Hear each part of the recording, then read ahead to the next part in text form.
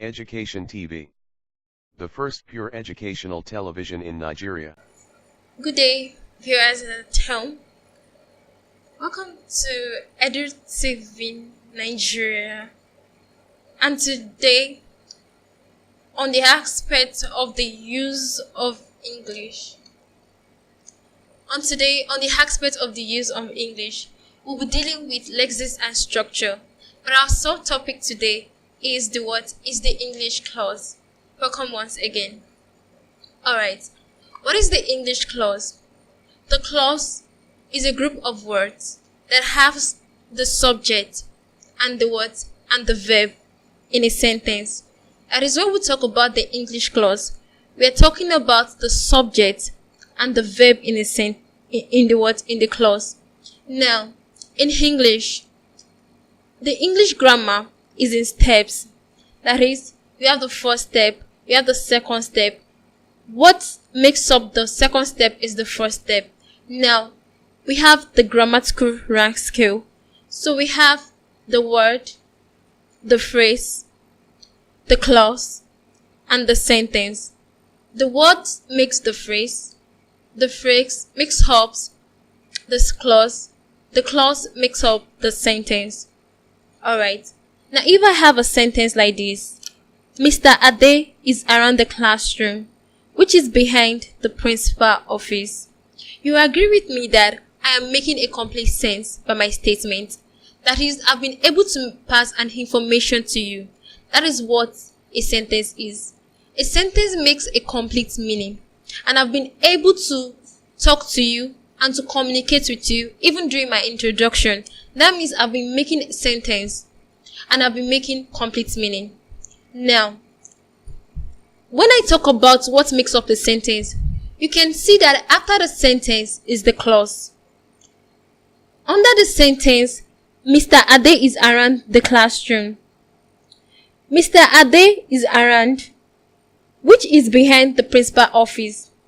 Around the classroom is the phrase. When we talk about phrase, we're talking about group of words without the verb. That is, Mr. Ade is around the classroom. They are all words, but what differs is that they don't have the verb. Now, when we have Mr. Ade is around the classroom, Mr. Ade is around the classroom, is the verb. Underline his. The verb there is making it a clause. Now, I have subdivision of the clause. That is, we have subdivisions of clause. We have the main clause and we have the subordinate clause. The main clause is also the independent clause. And what do we mean by independent clause? I'll give an illustration. Nigeria is an independent country. That is a country with no external invasion. It can do its own politics on its own with no external control. That is one thing about main clause. In this sentence, Mr. Ade is around the classroom, which is behind the principal office.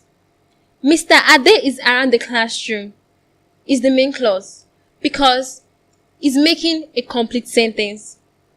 Now, when we talk about a subordinate clause on the other hand depends on the main clause to make a complete meaning. What do I mean by that? I gave us the sentence, Mr. Ade is around the classroom, which is behind the principal office. I'm sure you've taken note of that. Now, if you underline which is behind the principal office, which is behind the principal office. If I walk up to you as a friend and I tell you which is behind the principal office, you will ask me, what do I mean? Or then you wait patiently and expect some additional information. That is like the subordinate clause. The subordinate clause cannot stand on its own and it depends on the main clause for food.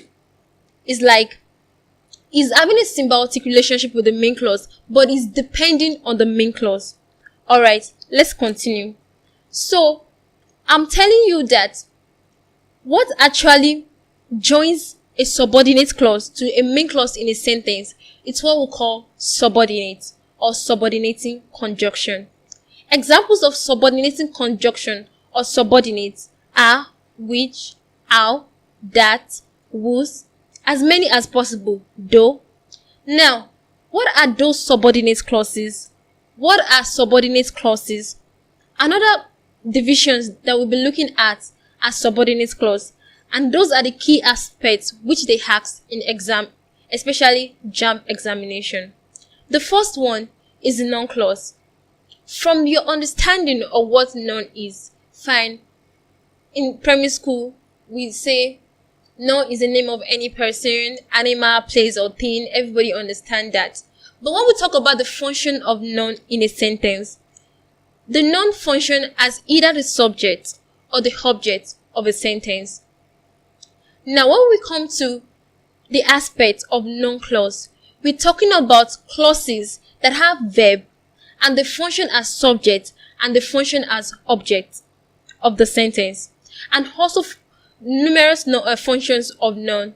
For example, a noun can function as subject complement, object complement, subject of the verb, appositions. So when we have a group of words that has a verb in it but function as a noun, we are talking about a noun clause. I'll be giving us many examples as possible.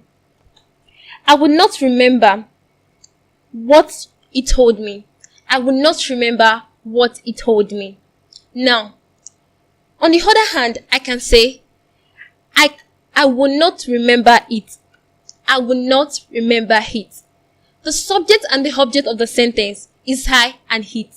But instead of her, it, in the other object, in the object case, I am using what he told me.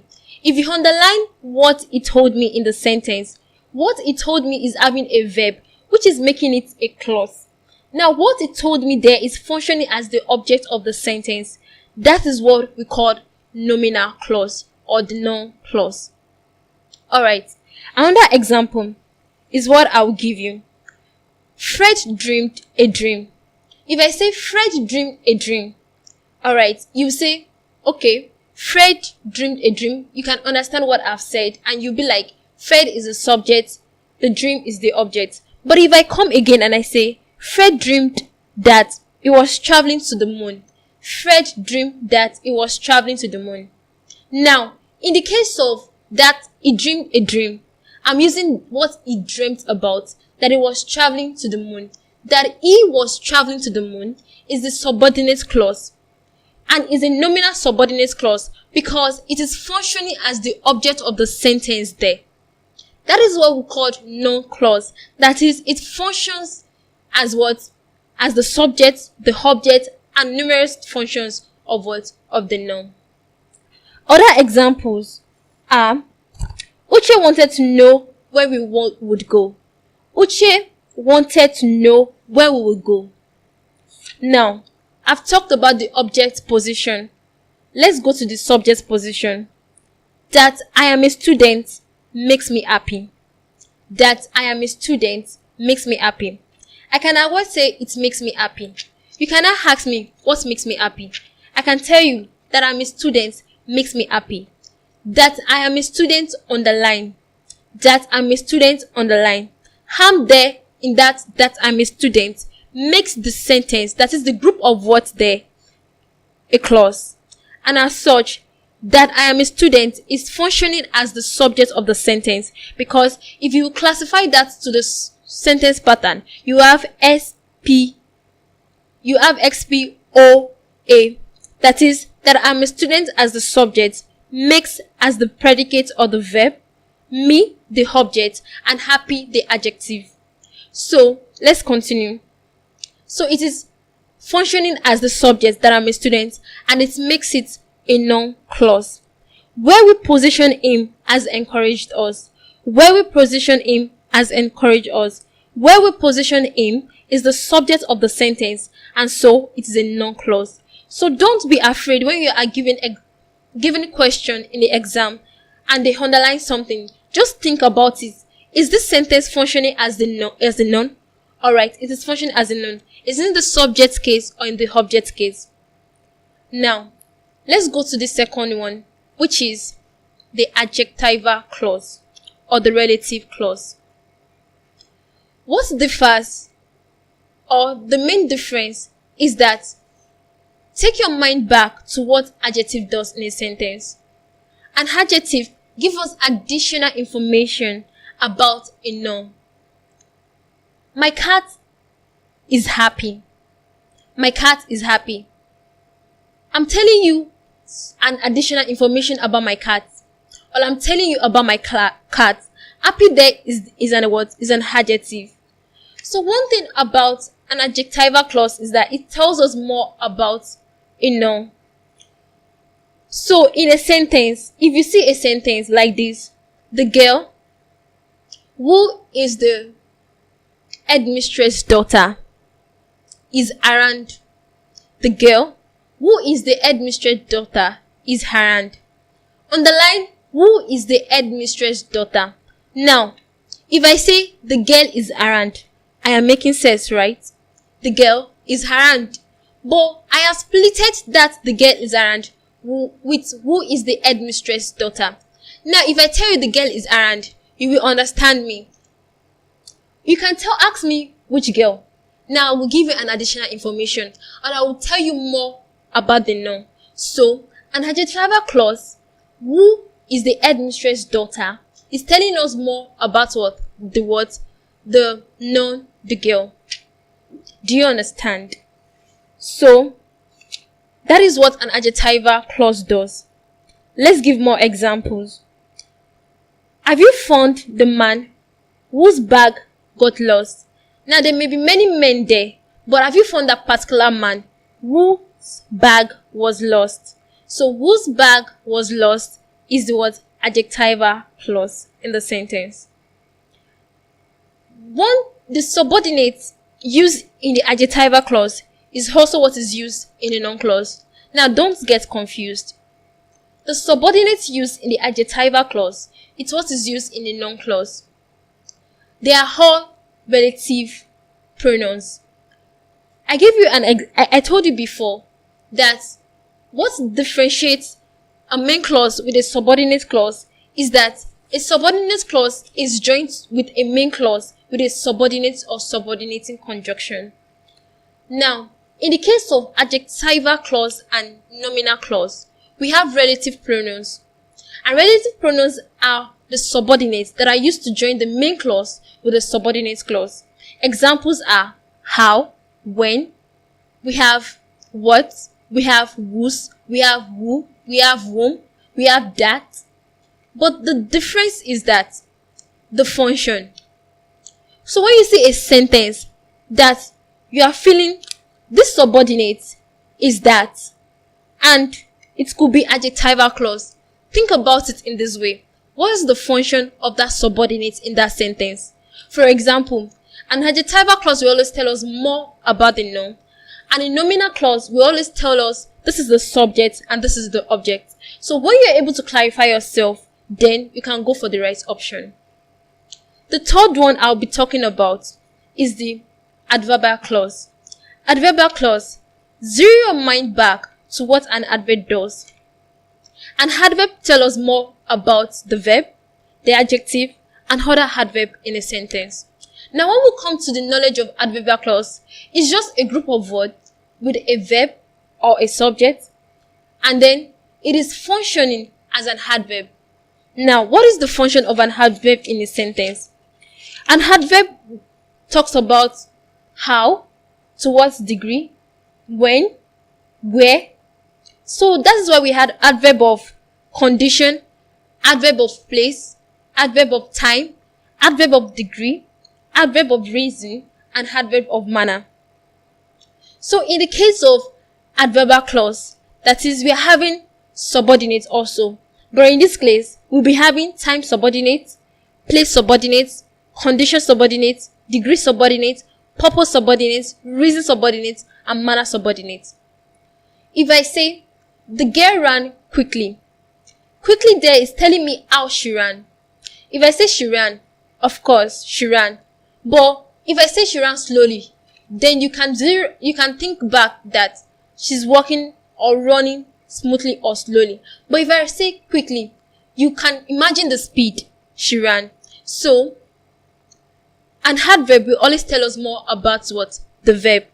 In this case also, we have Ade saw me. Ade saw me when he was going. This is talking about time. That is, Ade saw me when he was going. When did Ade see me? Maybe 12. But it's telling us that when Ade was going. So, Ade here is talking about the time Ade saw me. So, it's telling us more about the verb saw. We have started singing since you have come. Underline since you have come. The since there is a subordinate conjunction that is between the main clause and the subordinate clause. Another example, we have, unless you finish the work, you won't be paid. Underline, unless you finish the work, is an adverb of condition that I won't pay you unless you finish the work.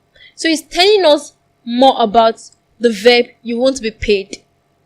Wake up earlier so that you might arrive before evening. It's an adverb of purpose, so that you might arrive before evening. So you wake up earlier. So if so that you might arrive before evening is underlined, you should know that is an adverbial clause. And what type of adverbial clause it is? It is an adverbial clause of purpose. Alright. Jesus came that we might have life even in abundance. That we might have life even in abundance is what is talking about a purpose, and is what is modifying the verb came. Alright. Thank you very much. Let me recapitulate.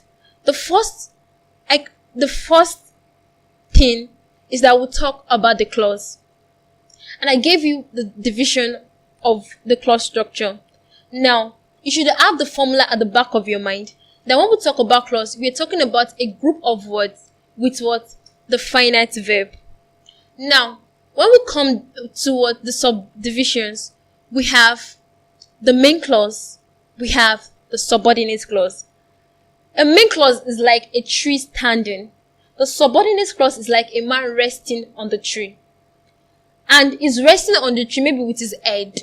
So in that kind of imagination, the head is a subordinate conjunction. That is, what is he resting the whole part of his body with. Now, we'll talk about different sentences. Let me give you another sentence here.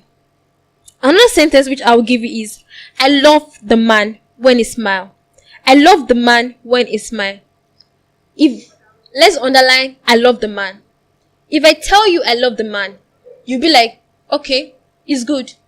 But if I tell you when he smiles is giving me an additional information. And when he smiles cannot stand on his own without I love the man. So in this case, I love the man is an independent clause. When he smiles is a dependent clause and is a subordinate clause. Then, I told you about subordinate clauses. Under the subordinate clauses, that is, what are the elements that makes up a subordinate clauses? What are those things that we can classify as subordinate clauses? We have the noun clause, which is also called the nominal clause, the adjectival clause, which is also called the relative clause, and we have the adverbial clause. That one does not have any other name. So let's continue. The noun clause will always function as the subject of the clause and will always function as the object of the clause. And other functions of nouns, like apposition, like complement of the verb, like subject of the verb, and other function of a noun. So whenever you see a sentence and you are like, what is this sentence? What is this clause in a sentence? Just take a note. Is this functioning as a noun in the sentence? For example, that I said I hate you. That I said I hate you is wrong. That I said I hate you is wrong. I can as well underline that I said I hate you and say it is wrong. Then you can ask me what is wrong. That I said I hate you. It's just like the same thing. So, in a sentence like that, a way you can actually get, like, whether it's a noun clause, is to substitute it with a pronoun. Check it out. Substitute it with a pronoun like it. Then you can identify the fact that it is a noun clause. So, let's continue. I talked about the fact that what actually joins, we have the adjectival clause, and I told you that an adjective, from the word adjective, it tells us more about the noun. And the noun in that case, like the girl whose father is the principal, is our senior prefect. The girl is our senior prefect. I'm making sense.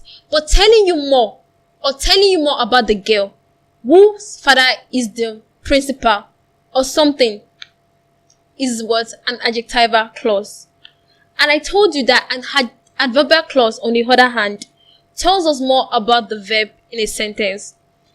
And we've come to know that, apart from that, it tells us about place, manner, it tells us degree, it tells us purpose, it tells us possession. In that sense, and I gave you an example, unless you pay your debts, you are not going free. Unless you pay your debt is a condition, and so it is an adverbial clause. Thank you so much for listening. Stay tuned on Tutor Zone.